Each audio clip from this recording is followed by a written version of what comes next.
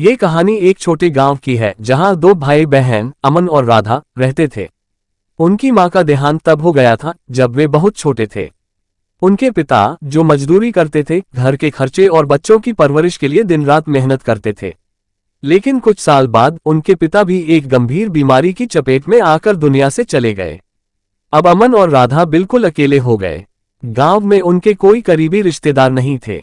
उनकी उम्र क्रमशः 10 और 8 साल थी।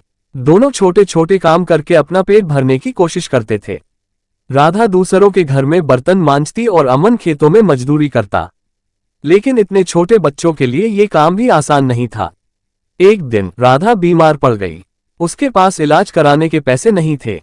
अमन ने अपने सारे काम छोड़कर अपनी बहन की देखभाल की, लेकिन उसके पास इतने पैसे नहीं थे कि उसे डॉक्टर के पास ले जा सके। गांव वालों ने मदद का वादा किया, पर किसी ने सच में मदद नहीं की। राधा की हालत बिगड़ती गई।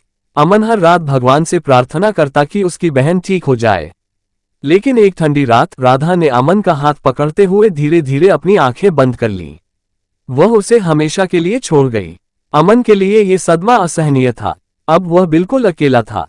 वह कई दिनों तक खाना नहीं खा पाया और अपने माता पिता और बहन को याद करके रोता रहा। धीरे धीरे अमन ने अपनी जिंदगी की सच्चाई को स्वीकार करना शुरू किया। उसने मेहनत जारी रखी और तय किया कि वह अपने जैसे अनाथ बच्चों के लिए एक ऐसा घर बनाएगा जहां कोई बच्चा अकेला और असहाय महसूस न करे। कई सालों की कड़ी मेहनत और संघर्ष के बाद अमन ने एक अनाथालय शुरू किया जहां वह अनाथ बच्चों को पढ़ाई, खाना और प्यार देने लगा। वह हमेशा अपनी बहन राधा को याद करता और उसकी याद में हर दिन एक दिया जलाता। ये कहानी हमें ये सिखाती है कि भले ही जिंदगी में दुख और अकेलापन हो, लेकिन इंसान अपनी मेहनत और इच्छाशक्ति से दूसरों की जिंदगी में खुशियां ला सकता है।